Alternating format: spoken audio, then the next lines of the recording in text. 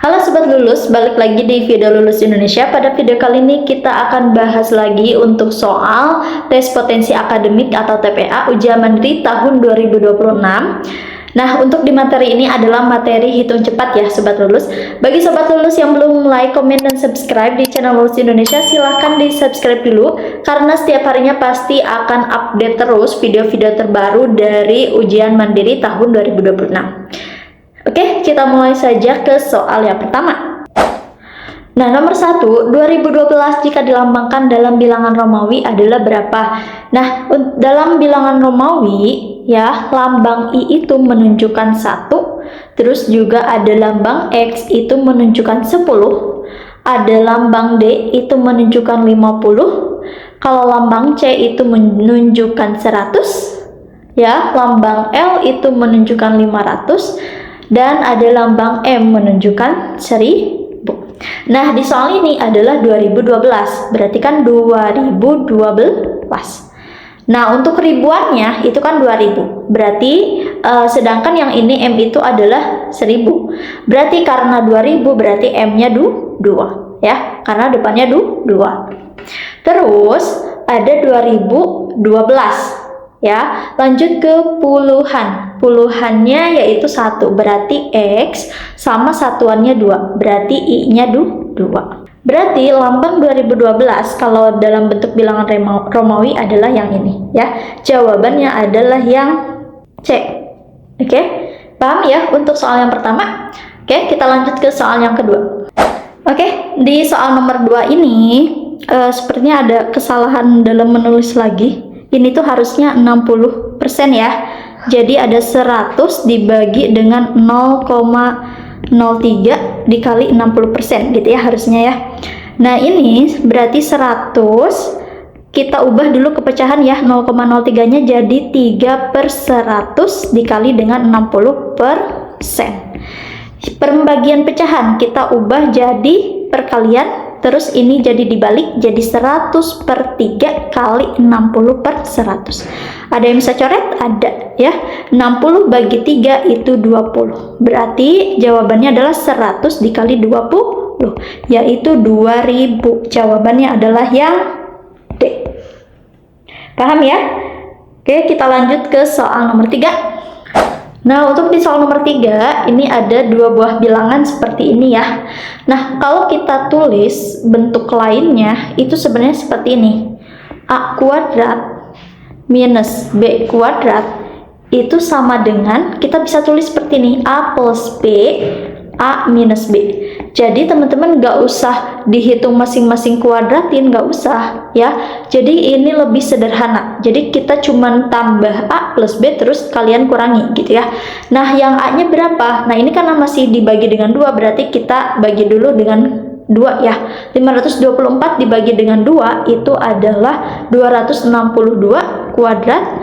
Berarti B nya berapa? B nya 476 dibagi dengan 2, yaitu 238 kuadrat. Nah, maka berarti ini A plus B, berarti 262 ditambah 238 terus dikurangi 262 dikurangi 238. Maka hasilnya berapa? Yang ini kalau dijumlah adalah 500. Yang sebelah sini kalau dikurang itu hasilnya adalah 24. Berarti 500 dikali dengan 24. 500 dikali dengan 24 berapa? Hasilnya adalah 12.000. Jawabannya adalah yang E. Paham ya untuk soal nomor 3? Kalau udah paham, kita lanjut ke soal nomor 4. Nah, untuk soal nomor 4, 16 2/3% dari 3240 itu adalah berapa? Nah, berarti ini kalau ada kata dari itu artinya dikali. Artinya berarti 16 2/3% dikali 3240 itu adalah berapa? Nah, ini kita ubah ke pecahan pecahan biasa dulu ya. 3 kali 16 itu adalah 48 ditambah 2 itu adalah 50/3%, berarti per 100 ya. Berarti persen itu adalah per 100, berarti 1/100 dikali dengan 3240. Nah, ini kan bisa dicoret nolnya, coret 1, ada lagi coret 1, ya. Berarti sisa tinggal 5/3 kali 324 ya, 324. Oke. 324 kalau dibagi dengan 3 itu adalah 108. Berarti 5 dikali 108 itu berapa? Jawabannya adalah 540 ya. Berarti jawabannya adalah yang C. Oke, ini untuk soal nomor 4. Kita lanjut ke soal nomor 5.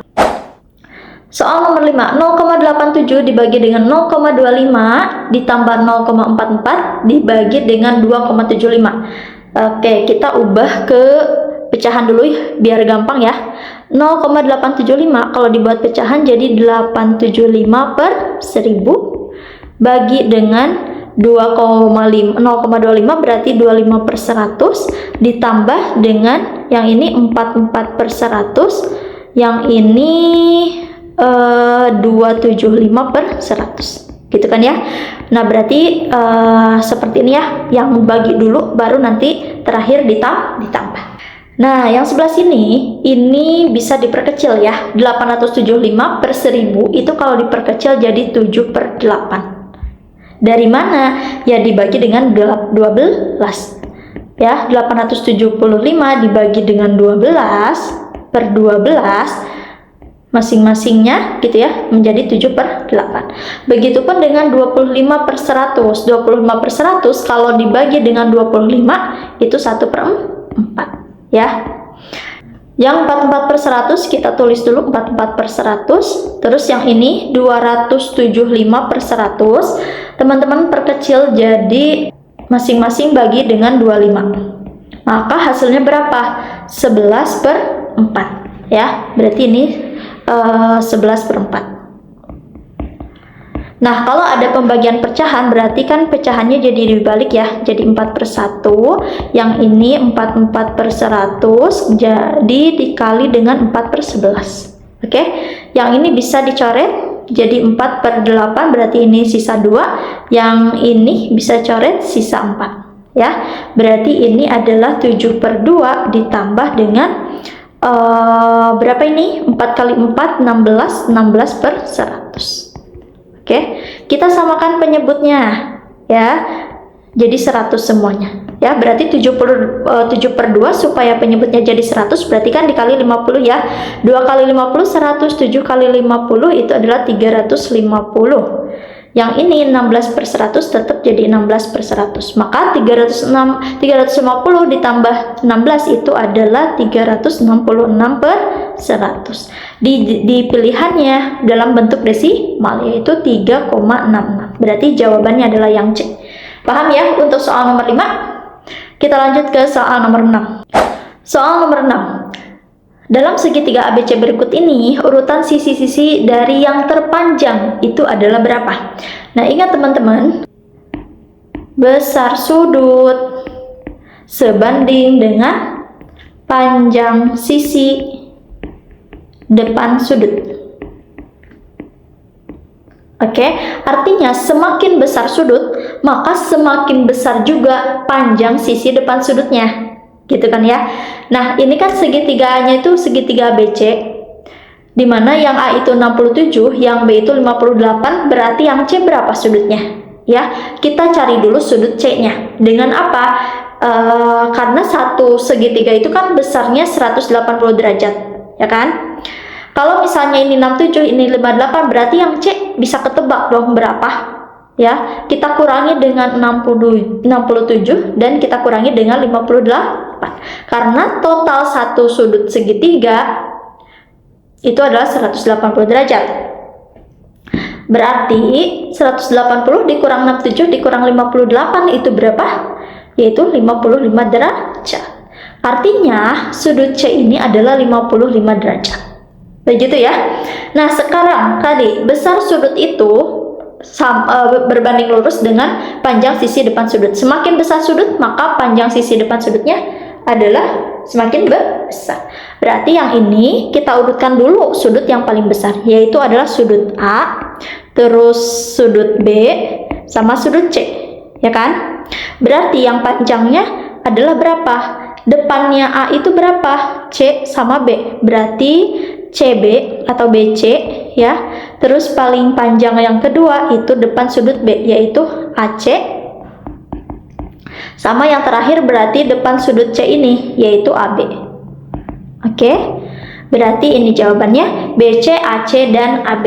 BC, AC, dan AB jawabannya adalah yang E. Paham ya untuk soal nomor 6 ini? Kalau udah paham, kita lanjut ke soal nomor 7.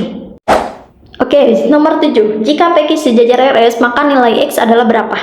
Nah, kalau ketemu soal kayak gini, berarti kan kita akan hitung nilai X-nya. Gimana caranya? Kita tarik dulu garis lurus ke sebelah sini dan sini gitu ya. Nah, dari sudut R ini, dari sudut yang sebelah sini nih, maka kita bisa tahu sudut yang sebelah sini, sama sebelah sini gitu ya. Karena ini membentuk sudut baru. Nah, kalau misalkan ketiga sudut ini udah diketahui, maka nanti sudut X ini kita akan gampang untuk carinya ya. Nah, maka kita hitung dulu yang sudut R sebelah sini. Ya, karena ini sudutnya berperlurus, berarti nanti akan 180 derajat dikurangi dengan 133, yaitu adalah 47 derajat. Berarti yang ini adalah 47. Oke, nah sudut yang O, misalkan ini sudut O nih. Sudut O ini berapa? Sudut O ini dia akan berseberangan dengan sudut 27 ini, sudut Q. Berarti kalau sudut Q 27, berarti sudut O juga 27. Oke, nah setelah itu berarti yang sebelah sini berapa? Ya kita hitung, ini kan membentuk segitiga. Satu segitiga itu sudutnya 180 derajat. Berarti dikurang dengan 47 dikurang dengan 27, hasilnya adalah 106. Berarti yang ini adalah 106.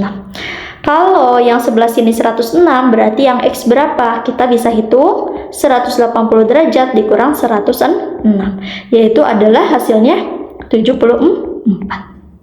Oke, jawabannya adalah yang C. Aman ya teman-teman untuk soal nomor 7 ini? Kalau udah, kita lanjut ke soal nomor 8. Segitiga ABC sama sisi, maka besar sudut BCD adalah berapa? Nah, segitiga ABC ini dia kan segitiga sama sisi. Kalau segitiga sama sisi itu sudutnya adalah 60-60. Oke. Nah, sedangkan sudut ADC ini kan sudut siku-siku ya, segitiga siku-siku. Yang ini 90 derajat, kalau siku-siku yang ini 45, yang ini 45. Sedangkan yang tadi ini 60 tuh dari sini ke sini ya. Ini 60 juga, ini 60. Berarti sudut dari BCD gitu ya. Sudut dari BCD itu yang mana? Yang ini nih, BCD itu berapa? Ya kita tinggal kurangi aja, 60 dikurang dengan 45, yaitu adalah 15 derajat. Oke, jawabannya adalah yang C. Paham ya untuk soal nomor 8? Kita lanjut ke soal nomor 9. Soal nomor 9, pada gambar di bawah segitiga ABC merupakan segitiga sama kaki dengan AB sama dengan AC. Maka nilai Y-nya itu berapa?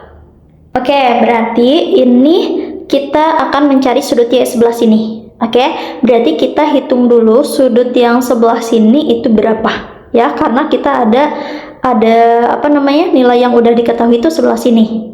Nah, ini membentuk sudut berpelurus, berarti 180 dikurang 130 itu sama dengan 50. Karena ini segitiga sama kaki, berarti kalau ini sudutnya 50, yang ini juga sudutnya pasti 50.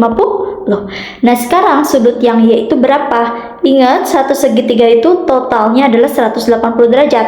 Berarti kalau kita mau hitung Y-nya, kita kurangi dengan 50 dan 50.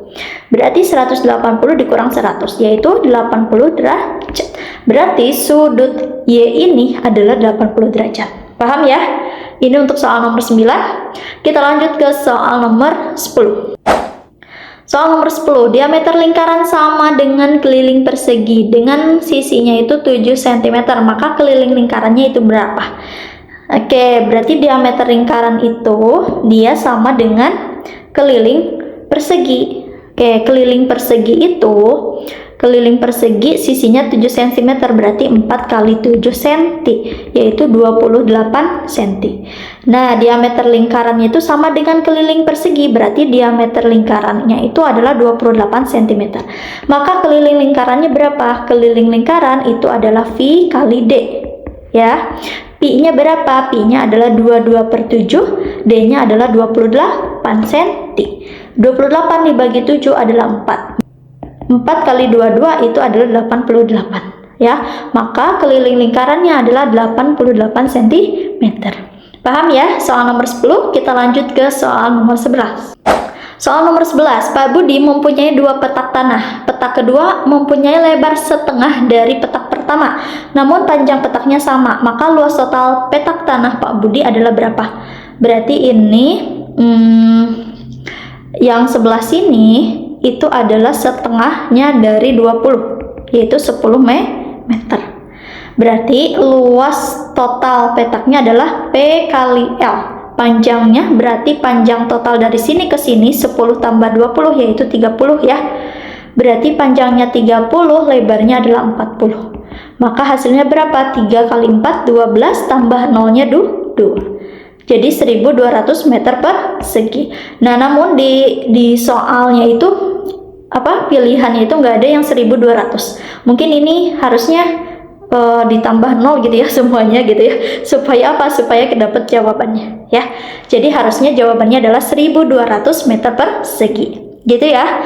Untuk soal nomor 11, kita lanjut ke soal nomor 12. Soal nomor 12, diketahui X minus Y kurang dari 0, X-nya itu harus lebih besar dari 0 dan Y-nya lebih besar dari 0. Jika P sama dengan X plus Y dan Q sama dengan 2X minus Y, maka hubungan P dan Q itu yang mana? Nah, karena di soal itu P-nya udah ada ya, yang ini sama Q-nya yang ini. Karena kita mau bandingkan keduanya, berarti kita ya coba bandingkan langsung. Dengan cara apa? Kita kurangi ya, Q minus P. Itu adalah Q-nya adalah masukin 2X plus Y, terus P-nya itu kita masukin ke sini ya. Masing-masing kita kali minus, jadi ini minus X minus Y. Maka Q minus P itu adalah berapa? 2X minus X itu X, Y plus Y dikurangi minus Y, berarti ini habis.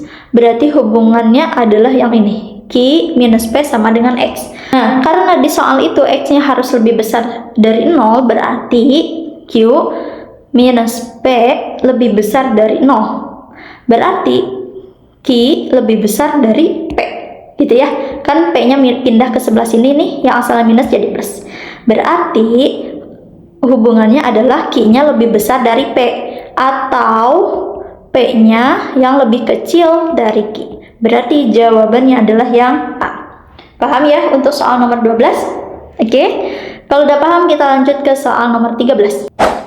Soal nomor 13, jika X cm, 12 cm, dan 15 cm merupakan sisi-sisi pada segitiga siku-siku, dan Y adalah rusuk dari sebuah kubus yang memiliki luas permukaan 726 cm persegi, maka hubungan X dan Y-nya itu berapa?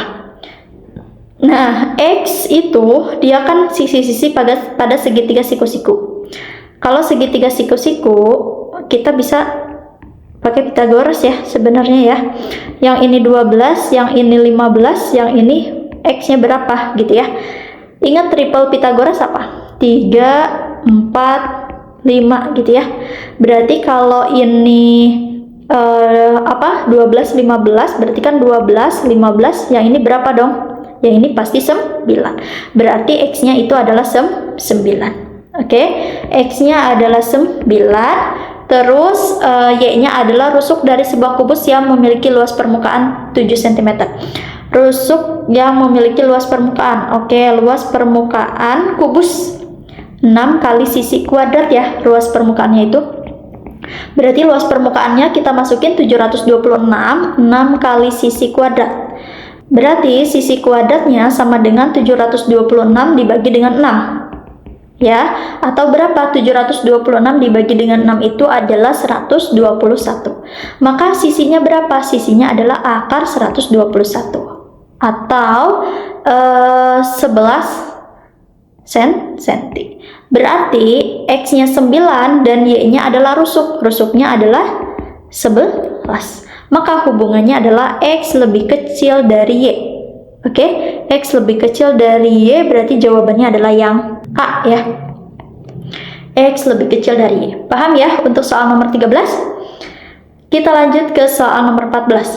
Jika 3 lebih kecil dari P lebih kecil dari 5 dan 5 lebih kecil dari Q lebih kecil dari 8, maka hubungan P dan Q itu yang mana? Nah, untuk nomor 14 ini kan kita ambil dulu dari P-nya ya. P-nya itu selalu kurang dari 5. Artinya kita ambil P-nya misalnya kurang dari 5 itu adalah 4,9 gitu ya. Sedangkan Q-nya itu selalu lebih dari 5. Ya, Q-nya itu selalu lebih dari 5. Artinya Q-nya kita ambil misalnya 5,1. Maka dari angka yang ini pun kita udah ketahuan kalau P-nya itu lebih kecil dari Q. Gitu ya. Berarti jawabannya adalah yang B. Paham ya untuk soal nomor 14? Nah, untuk di soal nomor 15 ini, silakan Sobat Lulus kerjakan. Ada 2 soal sih untuk latihannya, nomor 15 ini ya, sama yang nomor 16 yang ini. Ya, silakan Sobat Lulus kerjakan nomor 15 dan nomor 16 dan tulis jawabannya di kolom komentar sekarang juga. Jangan lupa untuk di like, komen, dan subscribe di channel Lulus Indonesia supaya tidak ketinggalan konten-konten lainnya dari Lulus Indonesia, karena setiap harinya akan update terus soal-soal terbaru ujian mandiri tahun 2026. Sampai ketemu lagi di video selanjutnya.